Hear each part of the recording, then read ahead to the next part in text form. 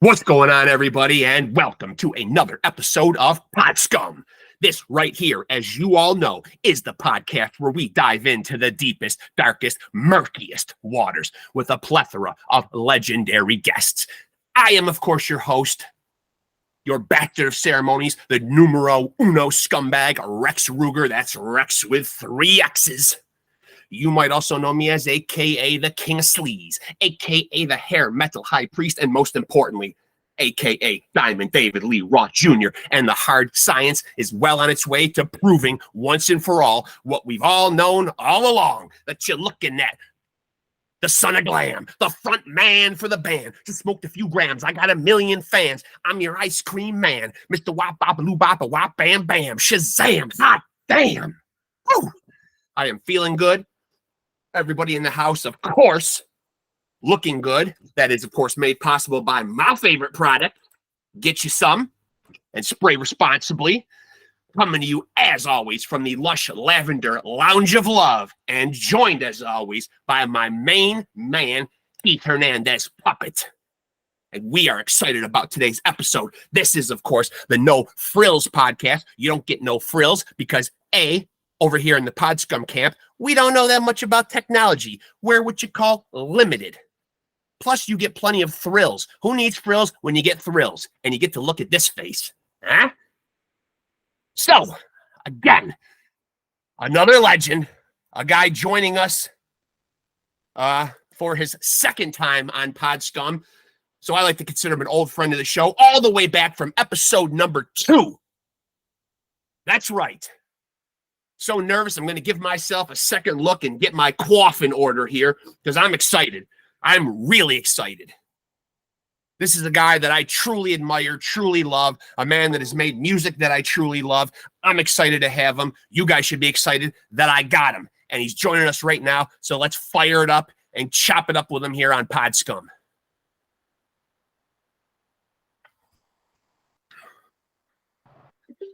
No, Gary, how are you, buddy? Oh, pretty good. Look at you out there enjoying the Texas sun, huh? Well, it's the only time you can enjoy it is maybe April, and then by May it's so hot you can't go outside till October. So for people out there that don't recognize this face, Gary Lee Conner, you guys should know him from the Screaming Trees, now a solo artist. Was just listening, as a matter of fact, in anticipation of our conversation today. Again, listening to Truth Eater. Absolutely love the album, man. Just awesome work. I'm curious to know, though, at this point in your career, what's the creative process like for you when you're going to do an album? Because you're not working with a band, correct? Is this just you doing all this stuff? Yeah, I do everything myself. It's pretty much just I sit around and just, do stuff at home. The one thing I do, I listen to music quite a bit, newer and older music, and then kind of just let it absorb into my head, and eventually something comes out, and I start, I usually write stuff. A lot of times I come up with titles, right. Titles help me a lot, and then I kind of, think, well, maybe I'll use this title for this song, and then gradually, I kind of work them out on acoustic, just kind of set them down, and then I'll go, finally, when I'm ready to, work on the record, I'll record them on my DAW on the computer and, flush it all out, make it into a rock song or whatever. So now this album comes in at 10 songs, 41 minutes long. Are you still, because obviously opinions vary right now in the industry. People are going the EP route. People are saturating the market with singles. You're still putting out full-length albums. Are you an old school guy that likes to do a completely fully realized album? Yeah, I can see what the reasons for not doing that are. I mean, I don't know if I'll ever decide not to do albums. I mean, I've thought about it. I don't know. Maybe I could just get a new song, record it, put it out. I may start doing that. I don't know. It's just sort of I just do whatever I feel like I don't really pay much attention to trends or what's going on. Just I'm doing it for myself. If I like it, then that's what counts. That's and other people listen to it, it's like a bonus. So right. So obviously, the last year extremely tough, losing Mark, and then here in January losing your brother Van. two big, huge pieces, obviously, of the Screaming Trees band that we know of. Explain a little bit, because Van, towards the even when his health declined, was still trying to make music, though. Correct? He was still musically involved. Yeah. We were gonna do a thing together, like way back in the late '80s. We were gonna have a band, just me, Van, and my brother Pat. Was something called Dr. Severn is Insane, which is a thing from old Star Trek. Yeah. You know, we recorded some stuff back and forth, you know, sent us stuff back and forth, but we never really finished it. And then he never got the last thing he was, I released a song that he did, a demo called When Jupiter Was Young. That was another song we were going to do, but we never got to it. He was just in such bad shape for about a year that he couldn't really do anything. Before that, he was like totally, you know, he'd done a solo album a few years ago, and we had been talking about doing stuff with me and him. And he was like, he was in another band like right before. He got sick about a little over a year ago in December of 2021, where he had a stomach ulcer and ended up in the hospital. It was right during the Omicron thing, and they didn't really take very good care of him. And then we got out, he couldn't walk, and they just like threw him out of the hospital, you know, and it's like, here you are, get better. And he started to kind of recover some, but he really was having trouble walking. But then last March, he got COVID, and then he got blood clots in his lungs. And after that, he just never recovered. It was like nosedive, you know, for the whole rest of the year. And by the fall, he was like confined to a bed, couldn't get out. And then when he finally, and he had a lot of things wrong with him, but he finally died of pneumonia after he'd gone back in the hospital the first part of this year, and, you know, trying to address a lot of his health problems. But that was what finally got him. It was probably, you know, indirectly or maybe even directly caused from the COVID. So yeah. But yeah, you know, he kept wanting to do more stuff, but he just couldn't. You know, he couldn't even walk. Yeah. He was always getting back old gear. He just got back his old, like in the fall, old Mustang that he had back in the '80s. That was one of the first guitars he ever had, and a couple old amps of mine and stuff like that. You know, so yeah, he was like ready to go, but he just physically couldn't do it. You know, musically. I saw online you do a sort of tribute outside of your home there, a pretty kick-ass little number in tribute to Mark's passing, and obviously the big news, and I've been seeing comments everywhere about how much people really loved Mark's book. I loved Mark's book, but obviously a lot of scathing stuff. And I think we might have covered this the first time we talked. A lot of scathing stuff about his time in the trees. I'm curious though. Take me inside what the creative process was like back when you guys were making music. Obviously, you're very prolific with coming up with a lot of melodies and lyrics, but Mark's always seems to look back on that time with not a lot of fond memories of the material. Did he have a lot of input into the material himself that he was out there singing? Well, he was the one who decided what we were going to do and what we weren't going to do. And he got so excited about it. I mean, it's hilarious that he's like bitching about it so much in the book, because, like, you know, at the time he was like, man, this is the best ever, you know, like he loved the songs I was doing. He wouldn't have done them otherwise, you know. If he wouldn't have liked it, he wouldn't have done it. But I don't know where he got the idea that he hated this stuff back then, because he didn't, you know. I mean, it was much more, I think, you know, there was always the, you know, me writing like real psychedelic stuff and him not really wanting to go in that direction. But you know, luckily it turned out that, you know, he tempered it enough, so even though the early stuff is really, you know, psychedelic lyrically and somewhat musically, it you know, it doesn't, you don't look back, I don't look back at much of them and think like, God, why did we do that? You know, but I look back at some of my demos from back then and said, well, we would have done it that way, then it would have been like, it's kind of cheesy and not very good. But yeah, well, what it started, you know, because like right about the time the band started was when I had just got a 4-track, you know, the first time a 4-track cassette recorder. And so that was kind of, I was just starting to write stuff. And then Mark heard some of the songs that we should do this stuff, you know, instead of just like playing covers for fun. And we wrote that first year or so, we wrote stuff together, and he wrote stuff with a band. And, you know, the first album, Clairvoyance, was kind of a mix of some stuff we wrote together and some of my stuff.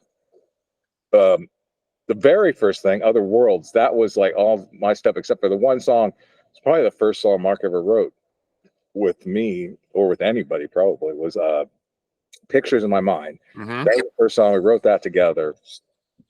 And then but after we got signed to SST, what the writing process usually was, I was just home on my 4-track, writing whatever, lots of psychedelic stuff. And I give tapes to Mark, and he'd be like, "Oh, this is great," or this, or "This sucks," or whatever. And then we, do the songs, and he'd change anywhere from, all the lyrics. Like, I don't know, let's see, like one song, like on Even If and Especially When, that like I think was all his lyrics was The Pathway. Mm-hmm. I had a song I didn't really like the lyrics anyway, and it was kind of not working out. But he took the music. But a lot of them, like a lot of the other songs, he maybe just rewrote a couple words. That this, I have to. I can't even remember at this point which is which. So he had most of his, all the songs were like. Most of the songs back then were like musically. I wrote all of it, and then I wrote anywhere from 0 to 100% lyrics, And everything in between. Exactly. So yeah, and that's the way it went, all the way up until Sweet Oblivion, which was a completely different writing process where we actually all were getting together and writing together and stuff. But then, oddly, on Dust, it ended up being just like me and Van mostly. Mark really didn't contribute at all to the writing of that album because of drug problems, I suppose. Yes. Unfortunately, I think it would have been. I love that record. I think it was like a record we always want to do, but I always think like, well, if Mark had done the same thing he did on Sweet Oblivion, it would have been that much better. So unfortunately, that's right. As somebody in that band, though, do you look back at that time and or even if you can recollect back to that time, was Mark's erratic behavior, and he's very candid and honest about this in his book, so obviously it's public record. He spares no expense in his book. Did you ever look at his reckless behavior and the kind of lifestyle he was leading back then, and have any resentments that maybe this is what's holding back the band from reaching the upper echelon that a lot of the other Seattle reached? Only when it was obviously holding us back when we were trying to do the Dust album after Sweet Oblivion. I mean, it actually, in some ways, like, he hadn't really started getting into heroin really when we were doing Sweet Oblivion. He was probably doing some, but he was mostly drinking. Yeah. And oddly, because the first 5 or 6 years of the band, he was pretty much completely sober, and he didn't start drinking until like 1991. But he had drank in high school and he stopped, so he was sober from the time he was about 21 until about 5 years after that. And after we had the van accident he started drinking again, like in 1991. Yep. But that made him really social, and you want to get together and want to rehearse. And other than that time, he probably hardly ever came to rehearsals. Just like figure the songs out and I'll sing them in the studio. Yeah. Live or whatever. But he was actually coming, all of us together with me. And having a new member, having Barrett in the band might have helped some too, because he had a place where he could rehearse in Seattle and stuff. But but then like in the middle of trying to do the songs for Dust, he was just not coming over to help write anything, and I was mostly writing stuff, and Van was writing stuff mostly up in where he lived in Stanwood. Sometimes he'd come down. I think I remember like one time when Lanegan came over and he just nodded on the couch and didn't, say, hey, that sounds good. And then like, oh, but before it would be like, hey, that sounds good, let's work on that. But instead it was just, hey, that sounds good, whatever. But yeah, there's a whole, at least a whole really good another album of material that didn't get used for that record. We wrote so many, there's hundreds and hundreds of songs. But then at one point, probably sometime in mid 94 or middle of 95, I can't remember when it was, Van and me were just like, we're gonna quit, because we can't keep doing this, because we're not doing a record. We're not, we're trying to like, make money. We couldn't get any money. We didn't have jobs, so we're writing songs full time. And we're like, let's just find someone else to sing, and we'll, change the name. And but we called Mark up, and he's like, no, you can't do it. He was like, no, he wouldn't let us quit. That's the funny thing about him talking about quitting and stuff, is he could have quit anytime he wanted to, but he didn't. I remember a Right. couple times him talking about quitting, and then that time when he could have easily just said, "Okay, screw it, just go on without me. We don't need to do another record." I don't know why it was so important. I mean, he had his solo stuff going at the time, although I guess we were a little more, quite a bit more successful after Sweet Oblivion. But it's kind of, you're successful at one record and not next to the other one, and Dust did fairly well, but it was like 1996, and things are, the whole alternative music scene had kind of run its course by then. I've read several articles lately that said, like, 96 was the year that the bottom fell out of alternative music, commercially. Right. Right. So do you think that maybe? There was a little bit too long of a time lapse between Sweet Oblivion and following it up with Dust? Yeah, we were just the thing the album that we threw out, that we recorded in 93 and 94. If we would have released that, might have done really well. Might have done way better than Dust. I don't know. I mean, there was definitely a buzz on anything that was, everybody and their mom was getting signed to labels, and we were already on a label and had a reasonably successful record. So, things were a lot different in 1993 and 94 than they were in 1991 when we were started working on Sweet Oblivion. And it was just like another, just another Trees record, maybe a little bit different because we had a new drummer. But it wasn't. But suddenly, when we're doing the record in '93, at the end of 1993, it was like, well, this is like, gonna break us big, or it's Yeah. not. We've got like broken, but not huge. At least well known. Did you Not feel like? Do you feel like? And certainly, this seems like it's Mark's sentiment in the book. But do you feel like when you hand over, I believe it was Nearly Lost You, for the single soundtrack, which Mark says you guys were, quote unquote, fleeced, so to speak. Like you gave up this song and really didn't really see too much benefit from it. Well, Is that accurate? Well, no, because that's the song that gets. I mean, I make money now because of not Sure. a lot of money, but a few $1,000s a year. Yeah. Back even that, it was like, I would have never imagined that, like, when I get to be 60 years old, I get, every few months get checked for a few $1,000s. It's like, geez, that's nice, because we worked really hard back then. And Sure. like at the end of the 90s, it didn't look like we were getting anything from it. It took a while.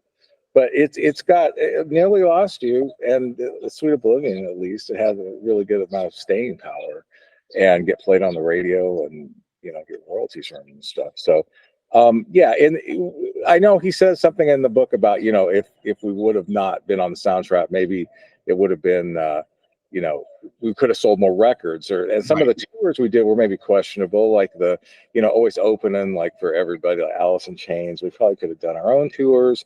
And then doing the Spin Doctors tour was a little, I mean, that did get us, a lot of people saw us. Sure. But maybe we could have done another tour. I know the one tour that like we missed out on, we could have done, was the one that summer with Sun Hill Pilots and Butthole Surfers. And I don't know who else was on that, but it was a pretty big tour. And I never even heard about it until later because we were on the Spin Doctors tour. Yeah. Yeah. And, yeah. So I think, maybe, I don't know if we lost any credibility because we were on the Spin Doctors tour, because the whole time we were like, oh man, the Spin Doctors. But Soul Asylum, they're cool, so that was like, we got to watch them, everybody. But so, as the band's guitar player, though, what was the impetus and what was your feeling on for that short little window of time when you brought Josh in as a second guitar player? Yeah, it was really great because I could, the first time I could actually play all the solos and stuff on things and not have to worry about like, everything dropping out. And it would kind of, especially playing the bigger kind of places, it really helped a lot, I never really could hear what Josh was doing. Like nowadays I hear the things Josh was doing that. But, but I was just playing, the solos that I would play like on the record and stuff. Like in the beginning, on Nearly Lost You, for instance, I always had to kind of stick to the rhythm thing when we only were 4-piece. But with Josh, I could actually play, the lead parts in the beginning there and stuff. And was that something that was by committee? Did you guys actually sit around and talk about bringing him in, or did one person decide that? Oh no, we've been thinking about that for quite a while, getting extra members. We were even thinking about keyboard player. That never panned out, especially after Dust, because we had a lot of cool keyboard stuff that had been on that album. So, but yeah, it was like, you know, an evolution of the band going to a slightly different level, having you know, bigger stages. It was nice to have another person playing to fill everything out, sort of. So. What about the famous clash between you guys and Oasis, which Marx writes about extensively in his book, the kind of tour that never really was? Yeah, it was a very short tour. Even before they canceled it, it was only 10 dates, I think. But yeah, that was just really funny back then. I mean, there was never, I don't think that Mark probably would have got knocked down, but he was not in the best physical shape at the time. Yeah. You know, but yeah, I thought it was really funny how it kind of blew up again then after the book came out, and they were like arguing on Twitter and stuff. Again, refueled the whole thing. It was just like a funny thing, you know, and it was kind of entertaining because like every day on the tour for like 3 or 4 days, we're like, what's going to happen? Are they going to actually get in the fight? You know, Yeah. We liked Oasis. I mean, I like their music. Yeah, great band. So did you ever look at Mark's prolific solo career with any kind of I don't want to use the word resentment, but did you ever think, hey, you know, you're unrolling all these songs, what about bringing some of them to the actual band? Well, yeah, I always thought, well, I'm wondering why he didn't, because he was complaining we didn't have any songs. Yeah. You know, like the whole time, especially, you know, I never thought about it too much until like after Sweet Oblivion, when he was, you know, because before that he had the one solo record, and I knew he wrote some songs, but he never would ever bring them to the band. I mean, in the early days, I have demos of some songs that he wrote with me, you know, it was his, like, you know, mostly his lyric type that were, and probably, you know, maybe 10-20 songs. And so he was writing songs, but not by himself until like probably 89 or 90, when, you know, when he did the Winding Sheet album. Not quite sure, because he moved over to Seattle, and we were still in Ellensburg right around, I guess it was late 88. And, you know, we kind of didn't see him as much then, and so I guess that's when he started working on songs for that record. But yeah, but the original idea was, what we'd done is all do solo records. The band did one with his band Solo and Grundy, and I did the one, the Purple Outside album, and we were going to have them all on SST originally, but it ended up, after Mark moved over to Seattle, he talked to Sub Pop, and ours ended up on New Alliance, which was like a subsidiary of SST. So that was like, you know, part of the, you know, idea for the band. It's like, now we did like 3 or 4 records, now we'll all do solo records.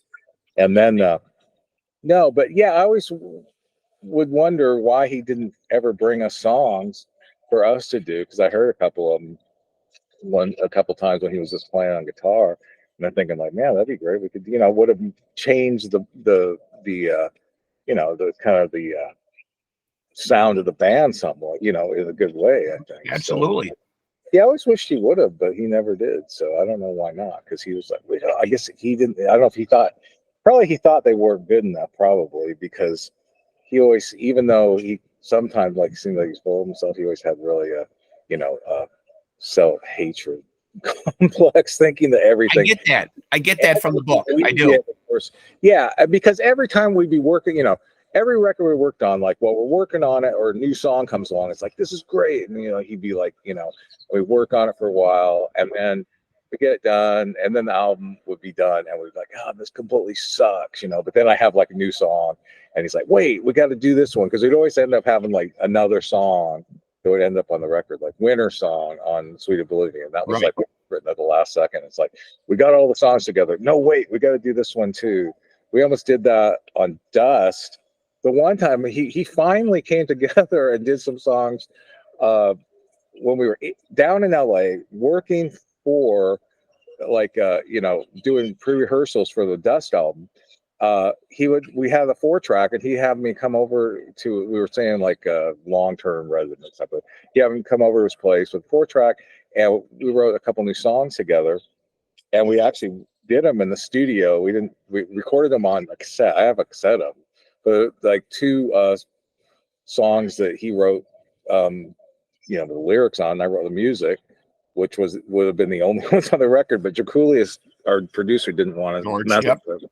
he was like, we already have the songs, we're not going to do that. So, someday I'll release those, but Well, I'm glad you brought up George Drakoulias. Do you think that when he started working with you guys, and it certainly sounds like it in Mark's book, though, that he was certainly a guy that could, quote unquote, kind of put Mark in his place and kind of,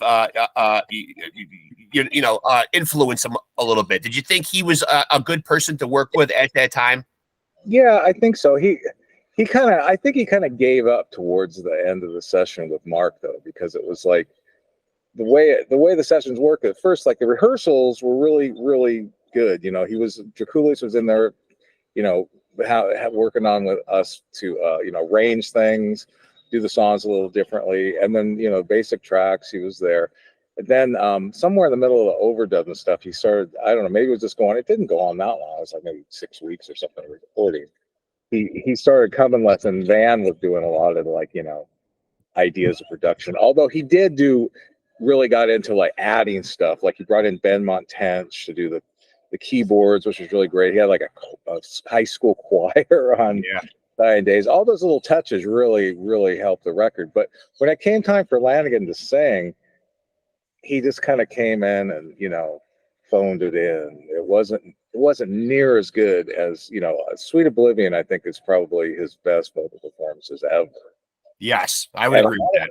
And also with a lot of his lyrics too, which is like, maybe that's what caused him to be more like entered, into it, because a lot of the songs, were a lot of, at least half of his lyrics, maybe more, a lot of them. But or a couple of, actually the only two songs I never had anything to do with were on Sweet Oblivion. I was there when we recorded Dollar Bill, or wrote it, but I didn't write any of it. It's Van and Mark wrote that together, and also Julie Paradise, Van and Mark wrote that together. So those are two songs that I'm not credited for the Screaming Tree songs.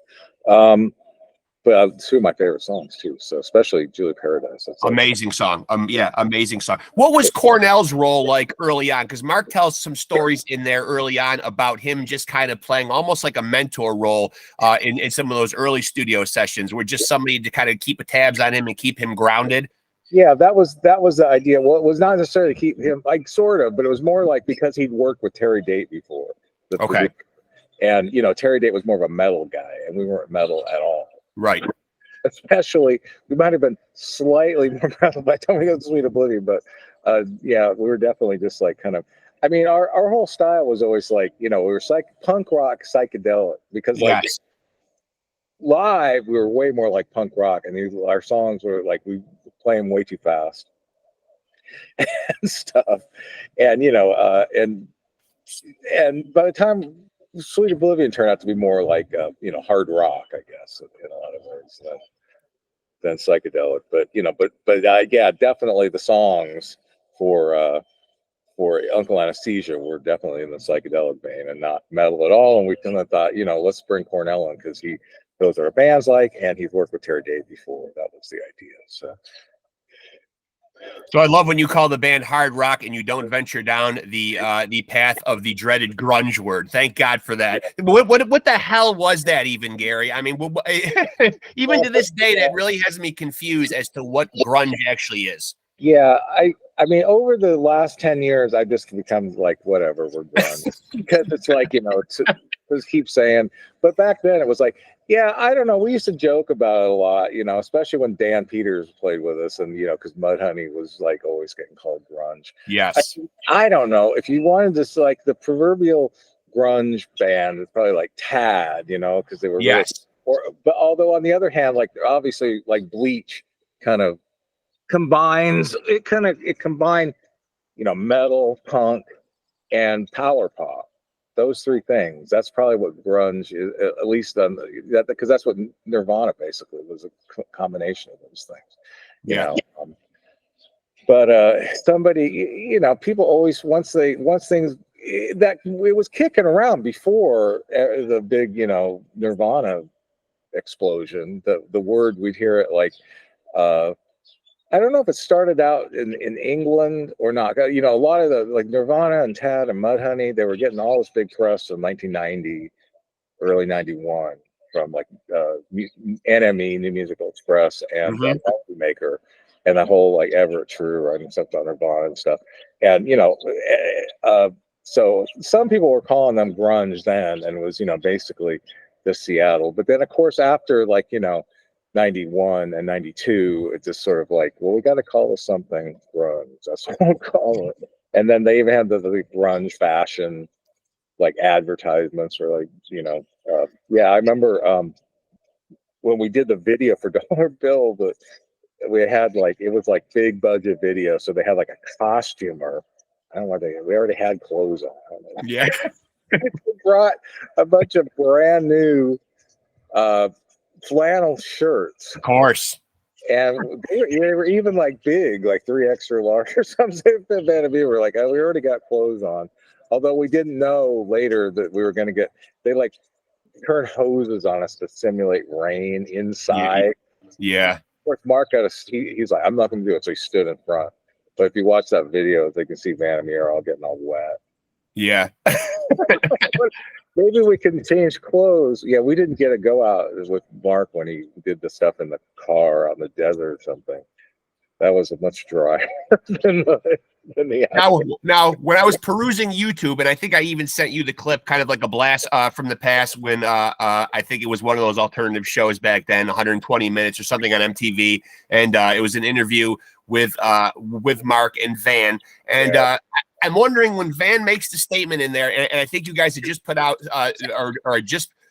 put out Sweet Oblivion and had recently made the shift in drummers. When he said in that interview, and I'll quote specifically, he said, we have Barrett Martin now. Our old drummer Mark Pickerel had decided that he'd had enough, quote, and got out while the getting was good. What does that exactly mean? Like, what was Mark's mindset or reason that you felt he left the band? What was he sick of?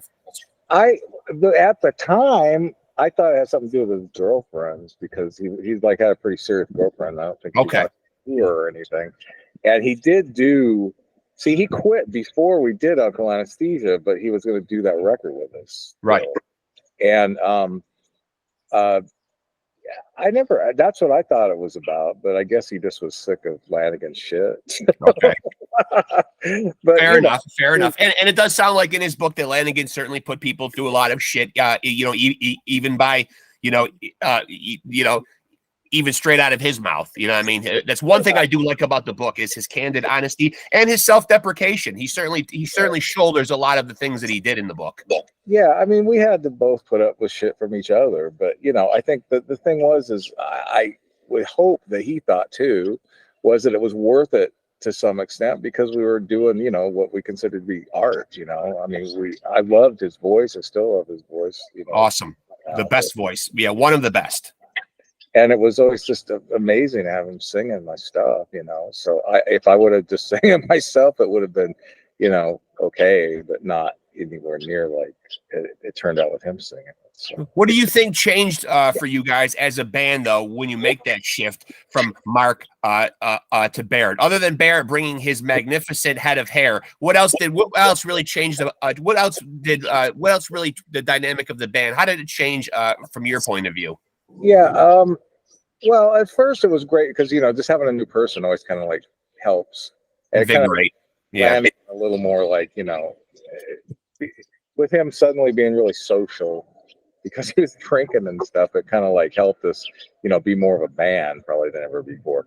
But yeah, playing wise, it was just different. I mean, I think one thing we kind of were sad about, because Pickerel was great, but he kind of lost, he lost interest and then he quit. And so especially, I don't think on Uncle Anesthesia, but on live, like he just wasn't playing up to par like the last few months that he played with us. He didn't even, I mean, he didn't go to, we did a tour of Europe in early 1990, and he didn't go with us. We had a different, Sean Hollister took over for him.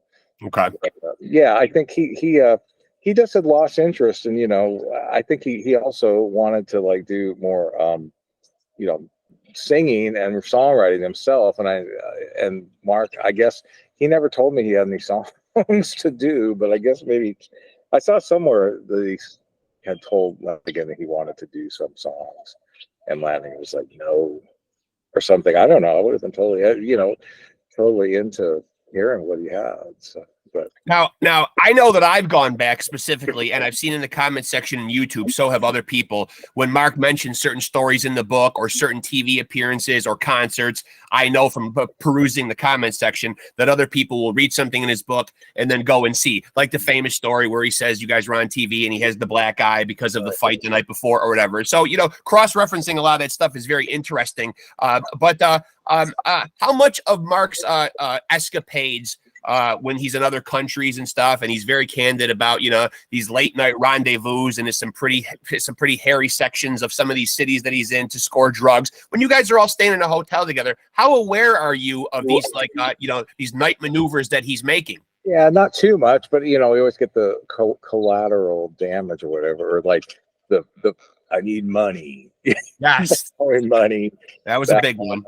Or or I almost got killed. Because a lot of times he'd come back like before the show because he was out looking for drugs in the ghetto or whatever, and he's like, I almost got killed. I remember a few of those, and not too much, but it always would affect, might affect his performance. I never even knew that he was in such bad shape on the Tonight Show, because he got mad. He said, "You guys really sucked," but he was so totally pissed about the performance of the Tonight Show. And I don't think it's that bad, but apparently he had the worst day ever of like either being drug sick from having. I always get so confused either from having drugs or not having drugs. I'm not right. Right. It was always always seemed to be one or the other. It's not a good day leading up to the performance on Tonight Show, apparently. Well, how worried were you when he was overseas? And he tells a very poignant story in the book, and I believe you guys were on tour with Alice in Chains, where he was in danger of almost losing his arm. Pretty serious. Yeah, there was two different times when the one it was in Canada. That's where he spent like a week in the hospital.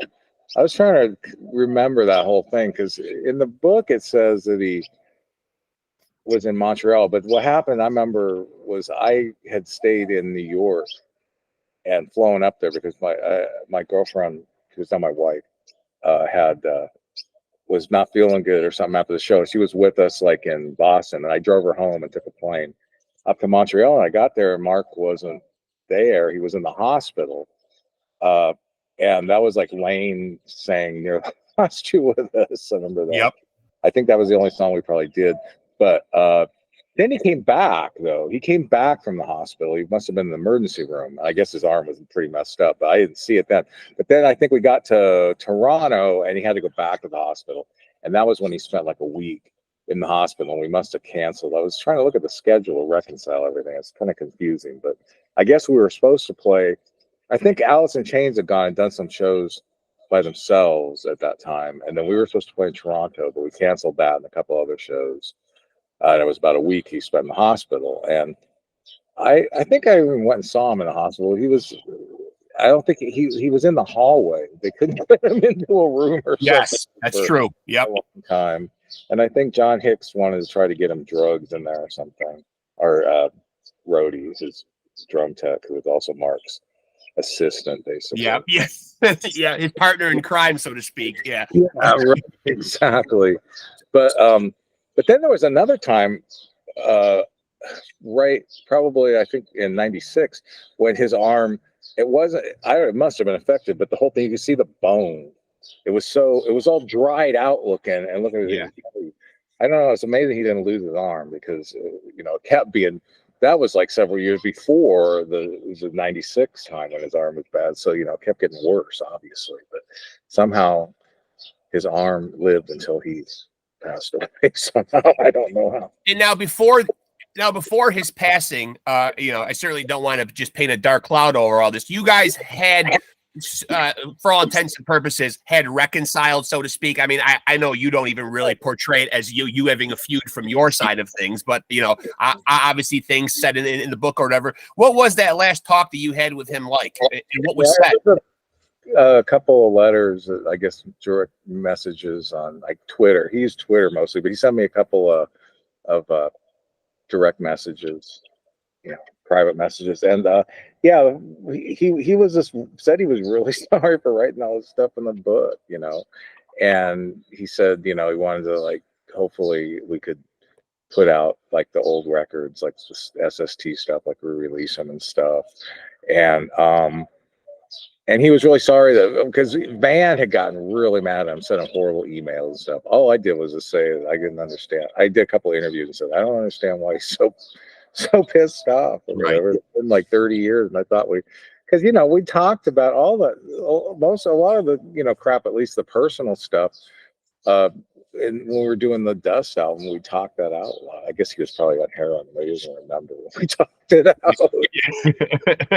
Unfortunately, but yeah, and then after the band ended, he was still calling me up, wanting to hear songs, and we had a sort of a tentative plan to get together, have just me and him do a record together. Yeah, but then, like years later, when he sent me those last couple letters, he wanted to do a couple of old Tree songs that never came out, like for his next solo album, like he had me play on them and stuff. And it was just, it was a very heartfelt apology, and made me feel a lot better about him, because I don't need to read all. I've only seen parts of the book, because if I read the whole thing, it would just make me all like, I hear about from other people mostly, so I don't need to read. Well, and I'm glad you said that, because that was going to be my next question. How deeply did you delve into the book? So that answers that question right there. So, I would like to be able to read it, because a lot of the other stuff sounds really interesting, like stuff I didn't know about, but, Yeah, absolutely. Do you think, and this is strictly playing devil's advocate, and I don't know like where you are as far as going out and playing any live shows, but obviously everything that's old seems to become new again. People love nostalgia. Do you think, playing devil's advocate, that there would have ever been any chance of a Screaming Trees reunion? Would anything have gotten you guys back together, even like one-offs or anything like that? We talked about it pretty seriously and I think it was 2013, something like that. And we'd even got some try to go around set up a European tour just to see what kind of offers we could get. And right before we decided if we were going to do it or not, Mark decided we weren't going to do it. So I don't know. He just lost interest for some reason or something. I don't know why. Wasn't enough money. I mean, it sucks to we're going to do this because we can make a lot of money. Right. But, that's what we were, because we never, we always never really got very much financial reward for doing what we had done. And it was like, maybe finally we can make some money, but it just didn't come together. And after that, I always figured, you never know, but obviously now there's no way it's gonna happen, because half the band is gone. Okay, so that brings me to my next point, because you see a band like for instance, I know you guys, and you stated earlier that you're not really in that heavy metal world, but you see a band like Pantera going out with two guys and then two hired guns. Not something that you'd ever do, though.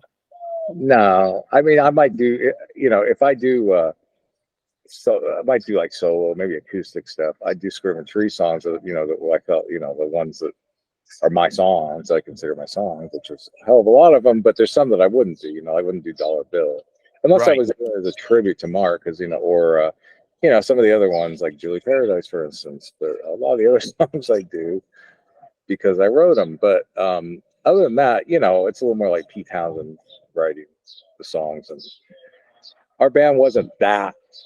It wasn't like Mark was just the singer at all. He was like very, very skilled editor of my songs. Yes. And, added, to them in ways that, never would have been without it. So I'm curious as to what your assessment is, in that 90s scene. And, obviously, you point to the date of 96 in the article that you cited there, of the bottom kind of dropping out of that scene. But yet here we are years later. And a lot of those bands, up until obviously the untimely passing of Cornell, we've seen a lot of the people from that scene die, but they had gone on to kind of transcend that 90s era and still be huge American rock and roll bands. So it seems to be more than just a snapshot in time. I mean, you got bands like Pearl Jam, Soundgarden was still chugging along fine. Alice in Chains is still very much an active, prolific band. So it does seem to be like that area spawned a lot of just great American rock and roll bands. Yeah, you're right. Because I mean, it was just because people were doing, there wasn't some kind of, before the major label stuff kicked in, it was just people doing music that they felt was, what they wanted to do. It was like, all the bands from Seattle were like that. It was like, there wasn't like, I'm going to be like this band because Alice in Chains was weird because they were from that kind of metal scene. It was like more Seattle thing, and they played a lot of places like hair metal bands. You can see early pictures of Lane. I have, yep. Yeah, and I thought when I first came around, I thought that's what they were like. And until I listened to them, I was like, no, wait, they're more like weird hard rock. Not, they're grunge. Yeah, they're grunge. They're grunge. What do you think, though, prevented, at the end of the day, if you were to put like a final statement on like why, the Pearl Jams and the Soundgardens and the Alice in Chains got really, really huge, and you guys didn't quite achieve the same status as them, even though the songs were great, Mark's voice is great, the melodies were great. What was it? Is it kind of a clusterfuck of everything? The drug use, the clashes. Is there one thing that you think that put a stop to you guys reaching that peak? Not one thing. I think probably we had lots of problems with managers. We had like managers that had other. We started out. So Susan Silver was our manager. Right. Later who managed Soundgarden and. Parts of Alice. She did some Alice in Chains stuff too. But the thing was with I think their company was that they were, the other bands were doing all of a sudden like these guys are big and we didn't get as much attention. Then we had a couple other people, until we moved on to Q Prime, and they were that was like the guys who do Metallica and stuff like they still do. And that was the case of them. They were just not a good fit for a band because all they care about was money. And we were, even though we wanted to make money, the main reason we were doing it was for the music, Right. And that was a problem I think that came out after we got signed to Epic. Was the whole time our main thing is just to make music, but on the other hand, is this carrot in front of the face of like actually making a living. And we spent the whole 90s like chasing that, and it's just like it causes a lot of problems you wouldn't have otherwise. Because like in the 80s and the early 90s when we were on SST, the only reason we were doing it was just for the music, because we had to pay to do it a lot of times. Like when we were on tour, right, we would make enough money, for gas and hotel room maybe, but we had to pay for our own food usually, stuff like that. And we weren't like coming home with money or expecting to. We were expecting to be able to do more records and write more songs. But then when you get on a major label and suddenly have a little bit of success, it's like, well, wait a minute, we actually could, retire someday and just like sit around on our laurels, which is probably not a good thing to do. I'm trying not to do that. Well, one person who obviously really championed you guys and really seemed like he wanted to give you a break and get you guys out in front of audiences on whatever bill they were on is somebody that really seemed like he was a believer and even a fan of you guys was Kurt Cobain. Yeah, he really was into the band. He was good friends with Mark, and they were my favorite bands since the first time I saw them, like in 1988. I'd be like that in Ellensburg. They totally blew me away, and continue to be a fan of theirs until now. I'm still a fan. Sure.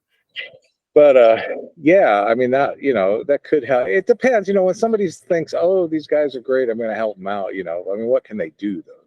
Right. Like only so much. Yeah, right. It's like we'll put you on this tour. We never we never were in the position to really do a tour with Nirvana, really. Although we played a lot of shows with them early years, and like '92, I think we played a couple of shows with them. Now, Mark tells a pretty memorable story, and I've seen him say it on podcasts and stuff before too. And we may have talked about it in our first conversation when I spoke to you the last time. But where he stated that he had tried to pitch Nirvana to SST and they didn't seem to get it. Yeah, I think so. It was probably before the Bleach came out, because that's what that's Pickerel had got. Greg get interested in Soundgarden. That's how that Soundgarden album came about. Yeah, and I guess Mark was trying to do the same thing with Nirvana, but I guess they didn't get it. I don't know why not, but they had so many different bands at that point. Maybe I don't know. By the time we got to the 90s with SST, it was just kind of like the problem. They had too many bands. Then they started not paying people, and they'd overextended themselves, I guess, and they didn't make the jump to the new world. They kind of just stayed to the new world of grunge. Yeah. Yeah. So even though a lot of the bands that were albums were like hugely influential on all the, or some of the same bands, like that got bigger later. So Well, yeah. what makes it, is it disheartening as somebody who works, and I do not obviously work in the music industry, but as somebody who who works in the music industry, and it seems like the general consensus is that everybody could tell that Kurt, and the overall band Nirvana were just very prolific. Kurt, an amazing songwriter. Is it kind of a head scratcher though, like when you see like a company that's a record label that seems to miss the boat on somebody that really seems like they're a can't miss? Like I mean, what kind of a message does that send? Yeah, I guess so. I mean, although record companies they decided they didn't like the Beatles. That's true. That's true. I don't know. I mean, the thing with Nirvana was, and the whole music explosion was all through the 80s, after punk rock had kind of run its course in the early 80s. First you have the English punk rock and the New York scene, and then the more hardcore and LA East Coast hardcore stuff. I mean, by 82 or 83, that was sort of kind of morphing into what became just a huge amount of indie bands and alternative bands that were getting played on college radio. That's what happened. That's what that all led.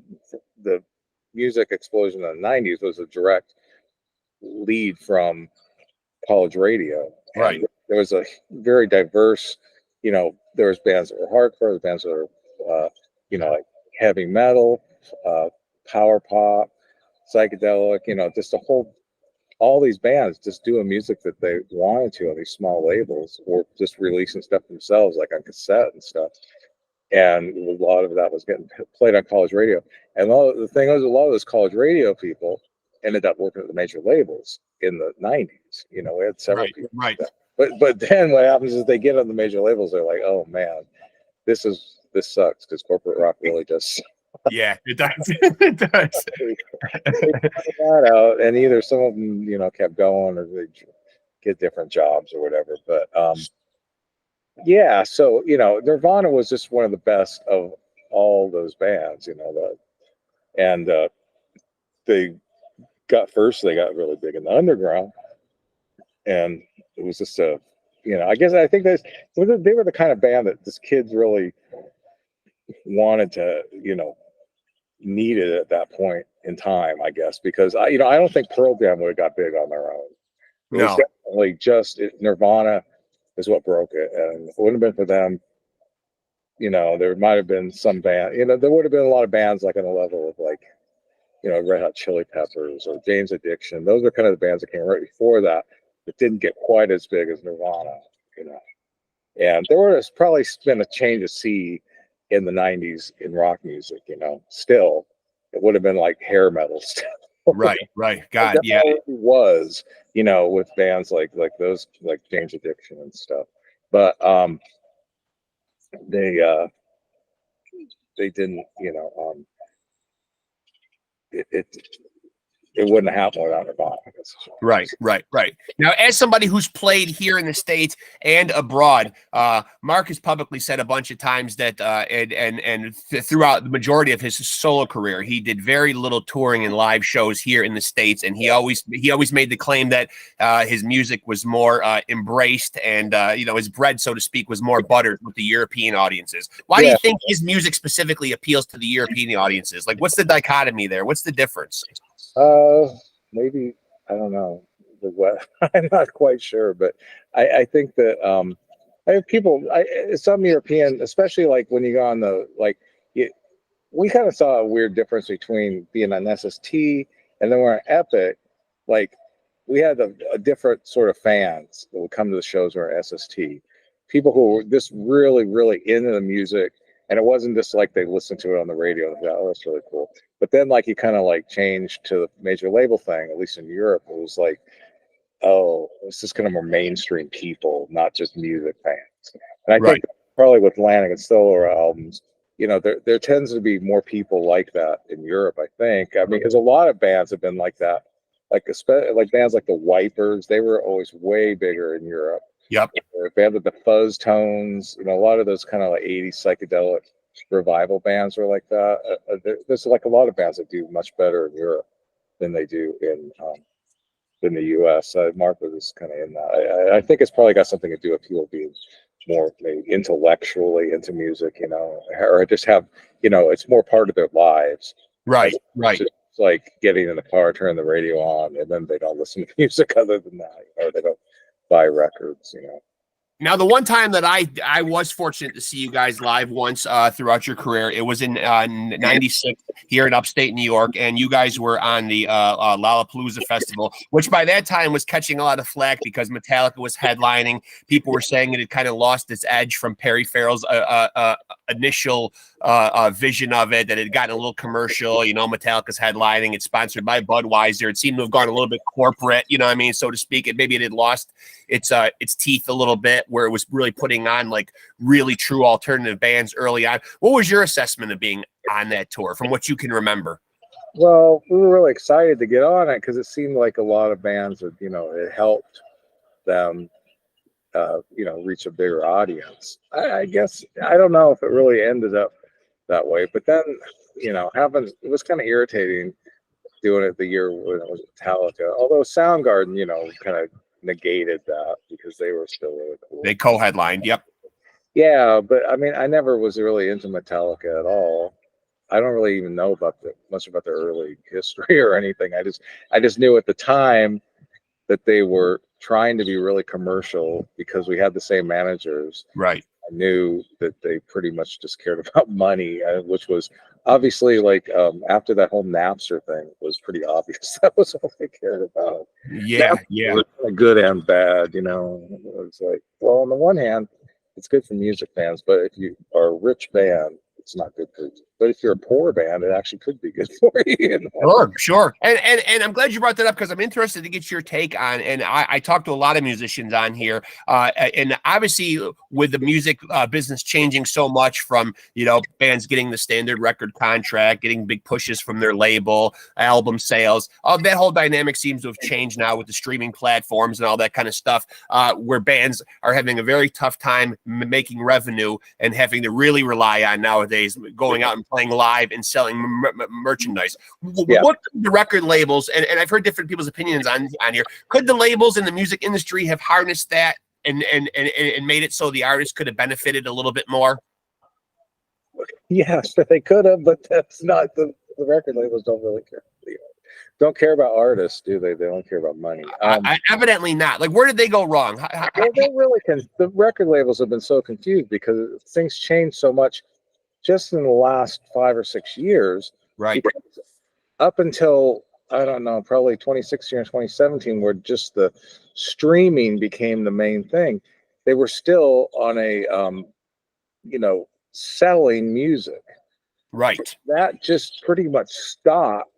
Although it did get, the vinyl resurgence did help somewhat, but I don't think, compared to how many CDs 20 years ago they were selling, is probably minuscule how many they're selling now.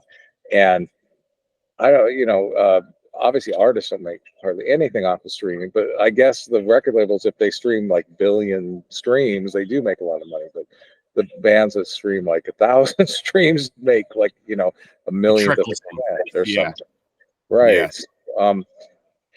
Yeah. I mean, I think one of the things nowadays is the illusion that you can make a living as a musician. It's just not.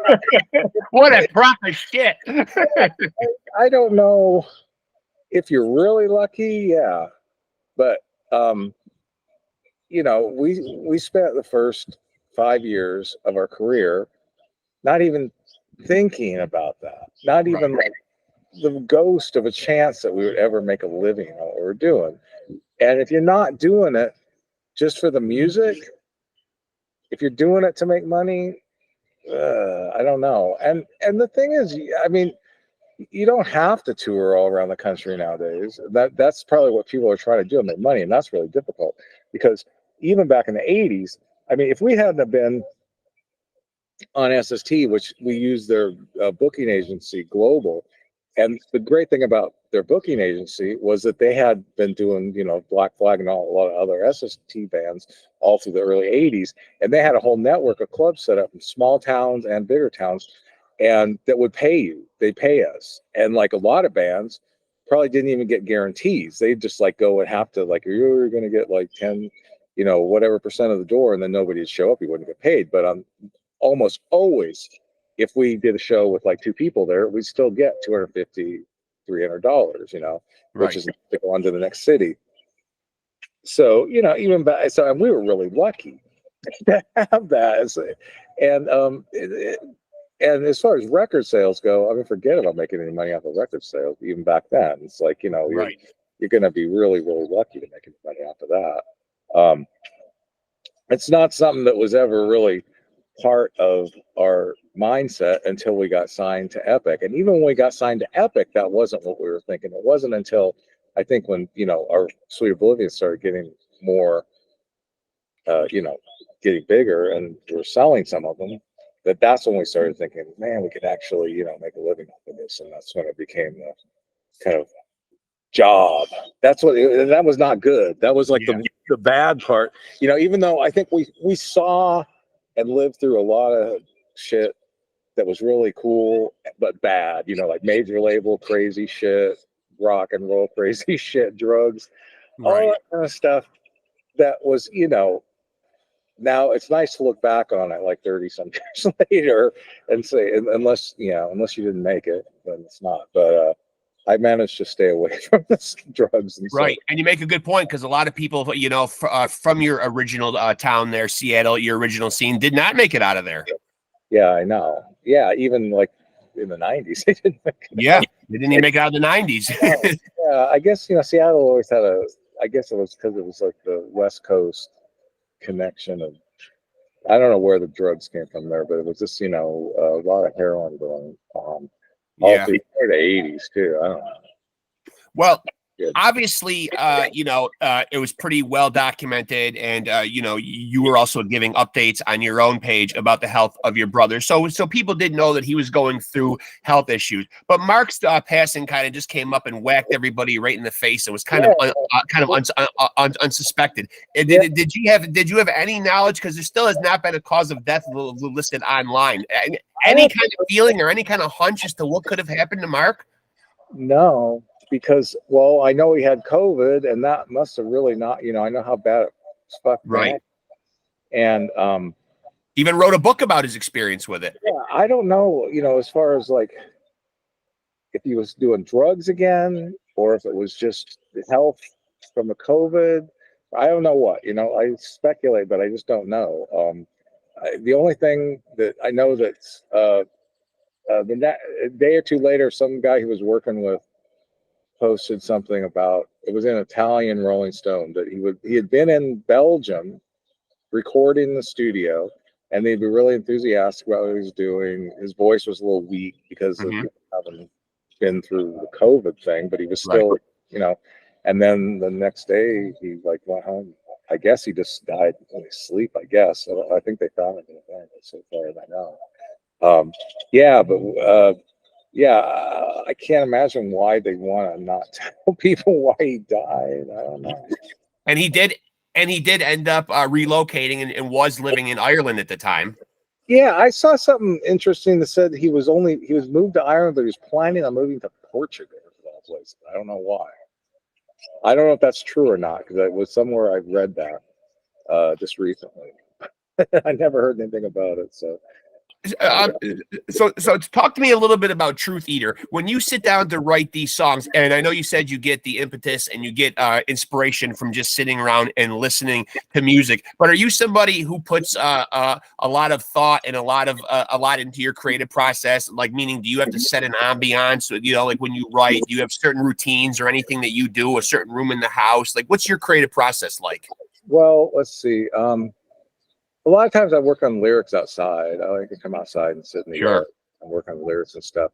But I mean, as far as the ambiance, I don't know if you ever, like, I think when we did the interview before, I was in my room. I got like psychedelic Very psychedelic. Yep.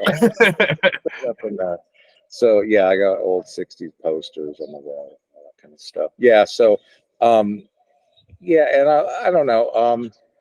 I don't. Sometimes I'll work just like a little bit. Sometimes I'll not be able. Usually I work like maybe 2 or 3 hours at a time. But then like when it gets close to being almost done, I like will work like all day long, and not be able to stop type of thing. Yeah. But yeah.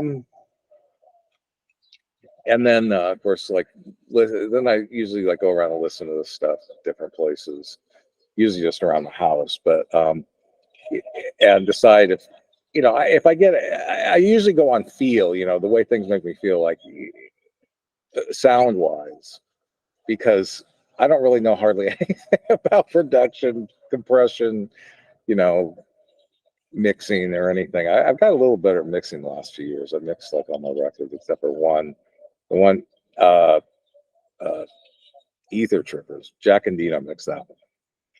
But yeah, I think I've got a little better at mixing. I don't know.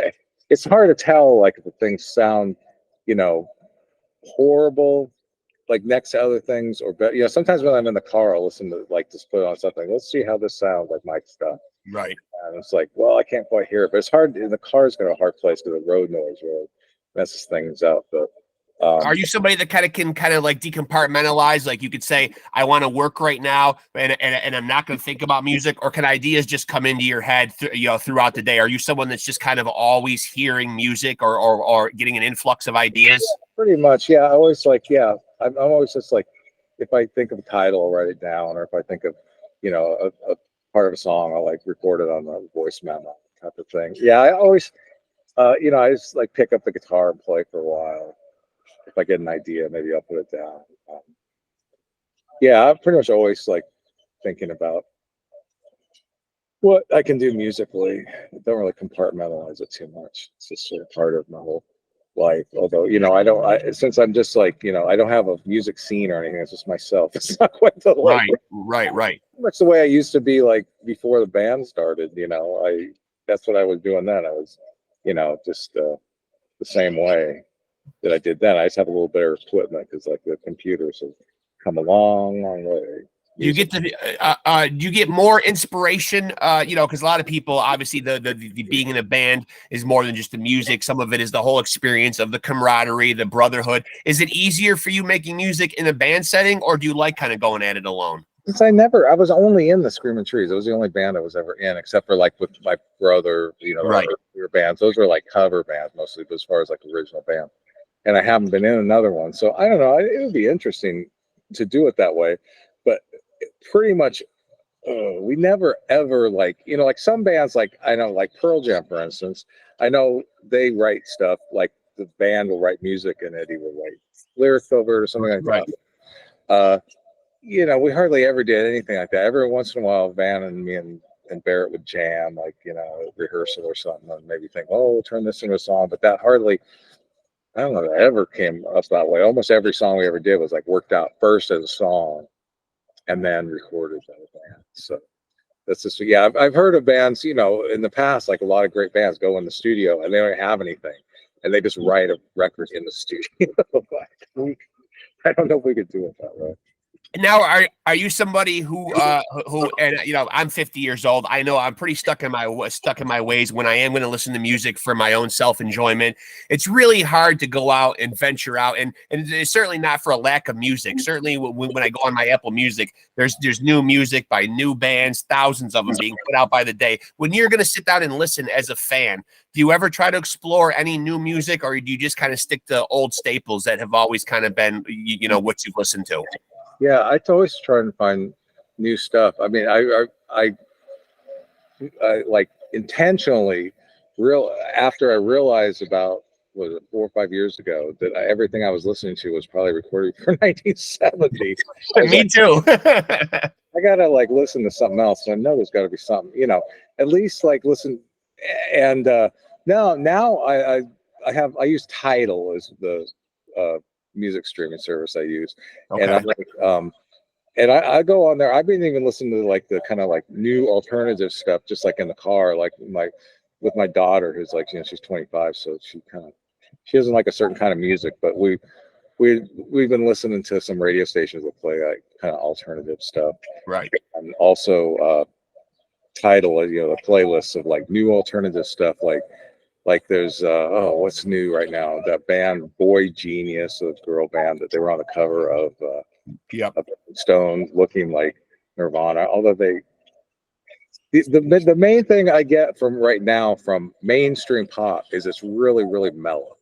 Yes. A lot of stuff sounds like 80s pop, disco-ish sort of. That's like and a lot of bands that used to be heavier, not even heavy, maybe just more like rock, they're like kind of gone into like the yacht rock, like Yeah. 70s. All of that.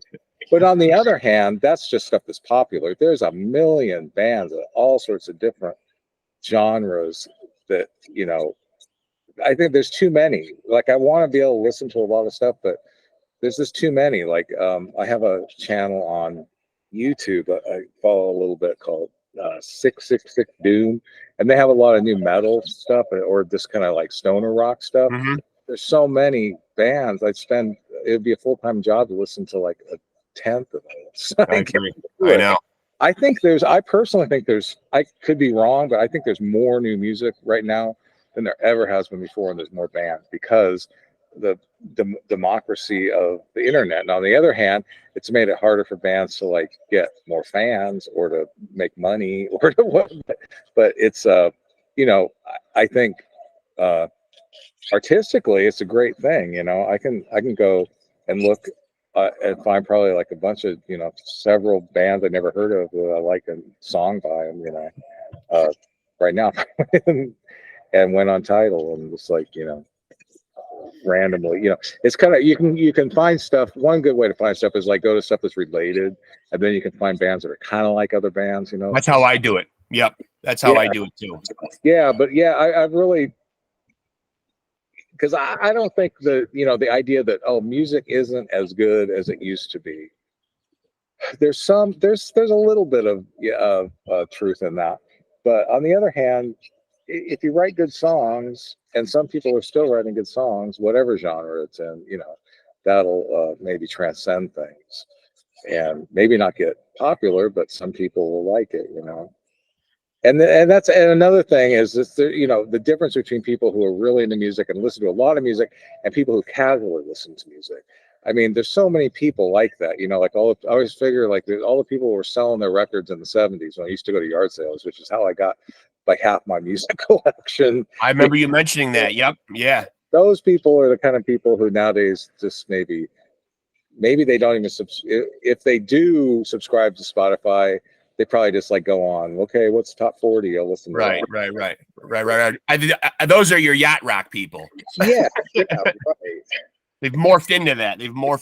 But it also seems like the attention span obviously has dwindled, which I think is why so many people focus on the singles, because it almost seems like, show me your best shit immediately, or I'm going to give it a listen. And if I don't like it, I'm immediately moving on, So I think there's a lot of pressure on musicians to really kind of, blow their load, so to speak, and get their best shit out there to make themselves. So the album comes out, it's sort of anticlimactic. I mean, like the Melody record has been like gonna come out for a long time. It finally did the other day, but they like, I think maybe not, it was probably 3 or 4 months ago they released a song, they released another song, and then a third song, and then finally it came out.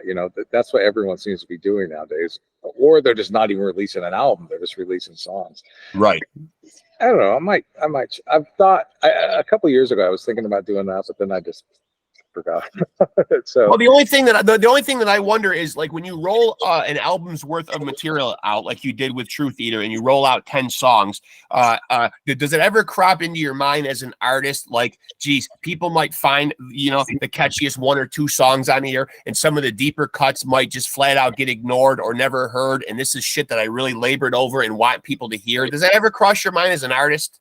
Not too much, because I always consider it as one thing, the Right. album as a whole thing. And some people, I go back to the Trees records, and there's songs that like, oh, I forgot about that song, but few people might like it. It depends, if you really do listen to the records, there's going to be some people that like the completely weird, obscure song that nobody else even somebody, if and like I said, my gauge is if I like it or not.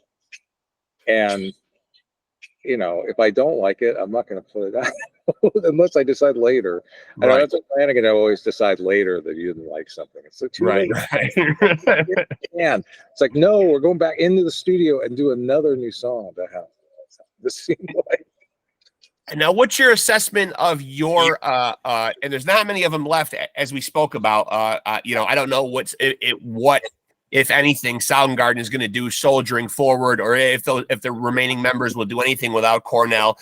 Alice in Chains has soldiered on with William as their singer, and we still have Pearl Jam out there. So not much left, like from that big push of those Seattle bands from the 90s. But what is your assessment of the ones that are still there? Do you have any interest in what any of those bands are doing? Do you listen to Alice in Chains? Do you listen to Pearl Jam? Any of your contemporaries from that time period? I tried listening. I don't know. The last time I listened to Pearl Jam was they put out that kind of techno thing. What was the name of that song? About 3 years ago. Yeah. I've had a hard time getting into recent Pearl Jam, and I was a diehard fan for a while. But I never was really into Pearl Jam ever, so I kind of like to hear some of the early stuff, but I never really. But Alice in Chains, I kind of like. I've heard a few of the songs, the William Duvall era stuff, which they're still making pretty good music, but I think they had kind of the situation we have where Jerry wrote a lot of the stuff and Lane wrote a lot of the stuff. It was sort right. of, so there's still a creative part of the creative force of the band is still there, so. I agree with you. I agree. And I see a lot of the parallels between Jerry's role and your role, and having front men like, obviously Lane and Lanegan. There's a lot of comparisons drawn there. Each duo is almost like, the songs aside, almost a mirror image of the situation kind of. You got kind of the troubled, the troubled singer.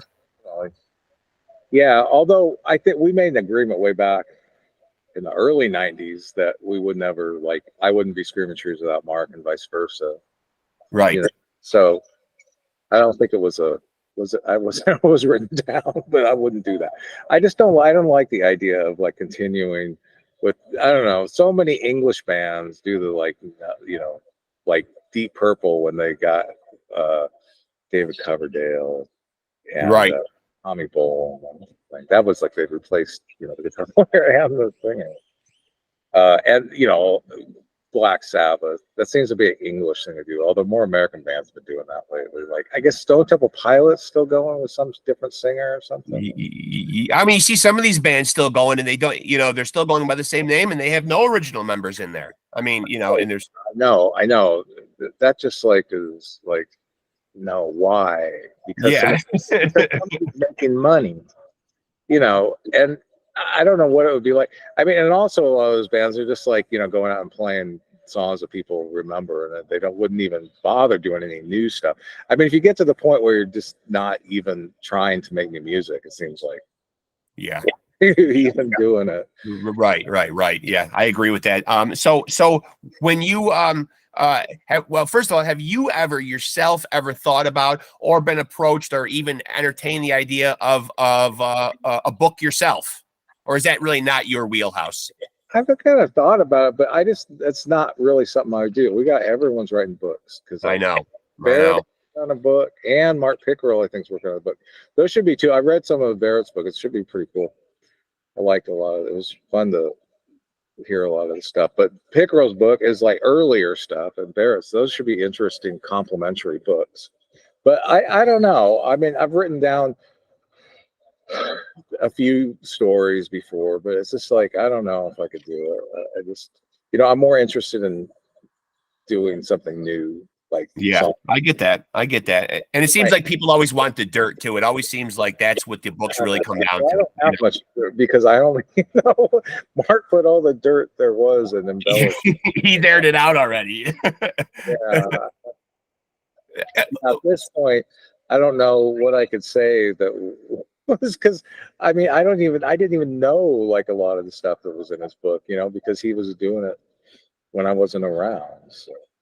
When you look back at your career, though, what would you like what would you like the legacy of Screaming Trees to be? What would what would be the main thing if you could sum it up in a word that you guys would like to be, what you'd like the band to be remembered for? Yeah, well, just good music. I think that like when we first started in the time we were in SST and the whole band, I just always wanted to be a band that I would have discovered, like some obscure 60s band. Right. Like, I don't know, who's really obscure. Like I'll say like, for instance, like, you ever heard SRC, Scott Richardson? Yes. Yep. Detroit band. Yep. They were around the same time as MC5 and the Stooges and stuff in Detroit. And they had 2-3 really, really great records. That's the kind of band, that I wanted to be. And somehow went beyond that, not to the level of being like, the most famous band ever, but a band that was at least known, to people who like music. And I think that's the thing. It's just I want to, in a 50 or 100 years or now, somebody to like, some like 20-year-old kid to like find one of the old records and this is the coolest thing ever, Yeah. Kind of thing. Yeah. Now, did you share Mark's enthusiasm for the Gun Club? Yeah. In fact, we did Fire of Love one time. I think I was recording this. Yeah, I love the Gun Club. Yeah, Miami's one of my favorite records of all time. Yeah. Seemed like Mark really looked at Jeffrey Lee Pierce as as somebody he wanted to kind of emulate. Really seemed to hold him in very high regard. Yeah, he got to know. I never did meet him, but he got to know him later. I guess I don't know if it was when he was down in L.A. or I don't know what years that was. What year did Jeffrey die? Early 2000s. Early 2000s, I believe. Yeah. I'd be guessing if I said an actual date, but I believe early 2000s. Yeah. So yeah, but he got to know him and stuff, and I don't know if he record anything with him. I can't really sure. I know in his book he said that he was approached with an idea where Jeffrey was a little bit I believe the band was kind of fracturing from the inside out, and he approached Mark about singing in a new band. And Mark, per his book, said that he kind of shot him down because he didn't want to be the singer in a band with Jeffrey because he thought of him in such high regard and didn't want to think of him as just the guitar player in a band. Oh God, yeah, that would be weird though.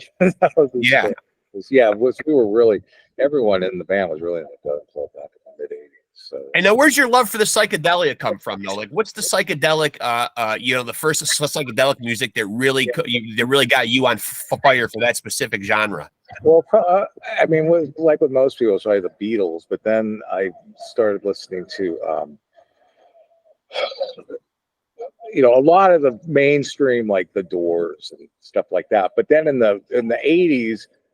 When I discovered the Pebbles compilations and Rubble, like a lot of the really obscure garage rock, so right. That's what I really got into it, which coincided with us starting the band.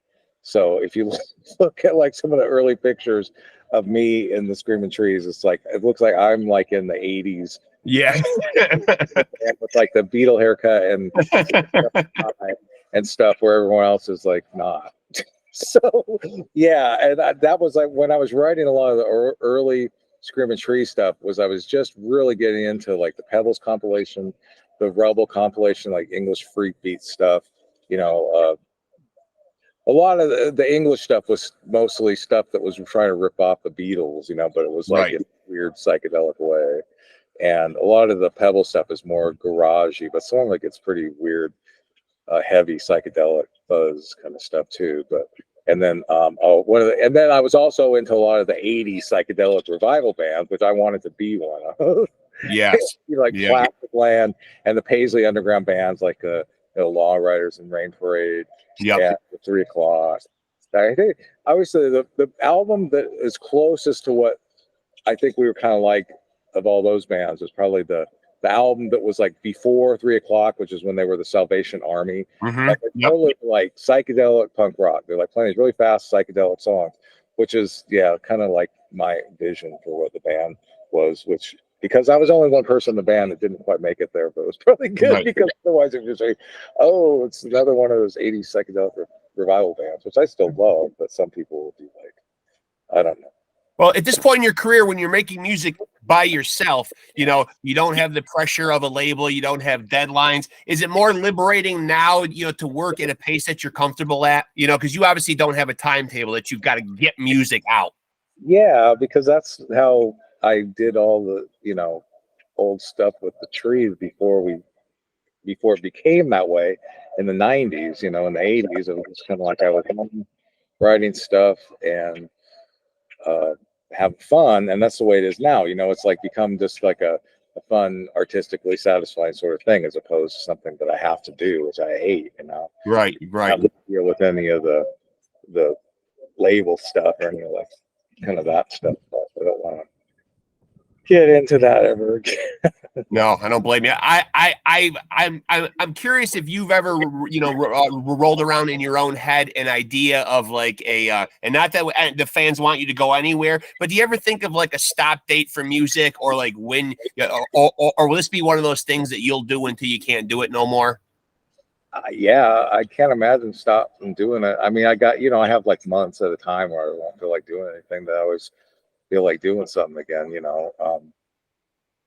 Because that's just the way I do it now. I think I've done, yeah, I think, you know, it's weird because like in after the band ended, I was still writing songs and stuff, but I didn't really have anywhere to put them out. You know, I found band stuff like that in the 90s, or I mean, in the 2015, 2010s. In the 2010s, Bandcamp came around, and a lot of the, you know, streaming platforms I'm put my music out on. And you know, I've done way more since then, like actually putting stuff out, but I was always writing stuff. Right. Well, it's You probably know? a little different when you're actually writing and recording rather than being out there on a stage. Because I know a lot of artists will say, "Oh, I don't want to still be getting up on a stage. It's 70 years old." Then you get people like Mick Jagger, who is close to 80, who do still like doing it. But some people, you know, they might stay at the party a little too long, and then they almost become like a parody of what they once were. You see a lot of the 80s bands going through that now. Like people are, you know, vehemently saying to the Motley Crues and the Kisses, just, you know, stop already. You know, so. Yeah, I mean, you got people like that, but then you got somebody like Neil Young. I mean, he's still, you know, even though he's almost 80 years old, still writing good songs, vital, and can still perform. I mean, I don't know if I couldn't go out there and jump around like I used to, but Right. I might, you know, like do something, an acoustic tour someday or something. I don't know. I keep saying that, but I keep getting older, so I don't know. I think you could still hit the stage and give us a couple of the Gary Lee Conner windmills. Yeah. Yeah, I have vertigo really bad, so I might fall over. Well, listen. First of all, you know, I want to thank you again for coming on here, man. This is this is the second time that we've gotten the chance to speak, man. And you know, I really have so much respect for the music that you've given us, and just how prolific and such a creative force you are. And obviously, I certainly want to extend my condolences. It's been a very rough year as far as, you know, the Screaming Trees, you know, family, so to speak, losing Mark and then losing Van. You know, certainly has been a rough year for sure. Yeah, sure has. Yeah. So, you know, but I love True Theater. I look forward to, you know, everything that you do. You know, I just find, you know, that just, you know, your sense for melody, you know, your sense for timing and songwriting. It just always held a special place in my heart. And the Screaming Trees music is just, you know, I will fight to the birth and tell people, man, you know, that the Screaming Trees, you know, in that, you know, and I hate to use the term grunge, but when that scene was really burgeoning and really huge, you know, it was disheartening to see you guys not get the credit that those other bands got. Very disheartening to me. Yeah, I know, but it wasn't really to us because we weren't expecting to. Right. You guys had, it was like way further than we thought we'd ever get. So right. Yeah, that's true, I suppose, and that's probably a healthy way to look at it too. Yeah, it keeps you mentally sane. Yeah, like I could spend all my time thinking, why didn't we put that record out in 1980? Right. But you know, whatever. But living with those kind of regrets is just it's not healthy. It's not conducive to a healthy lifestyle. You know, I mean, it's just, you know, you can always think about like, you know, like what could have been or what could we have done differently. But the way the cards played out, you know, it is what it is. But, you know, you guys certainly left behind a timeless legacy of great music. Certainly will miss the voice of Mark Lanegan tremendously, you know, as we will hearing Vans playing. But we still have the music. That's the beauty of music. It's timeless, and we'll always have that. Yeah, that's the one thing that keeps us immortal is the music. That's the real beauty behind it all. Yeah. And so I want to thank you again, Gary, for coming on here. It's always a pleasure talking to you. And we'll keep in touch, and we will do it again sometime soon, I hope. Okay, cool. Yeah. Best of luck with everything, Gary. It was great talking to you, buddy. All right. Talk to you soon, buddy. Later. All right. See you, Gary. Bye. Bye-bye, buddy. Bye-bye. What can I say, folks?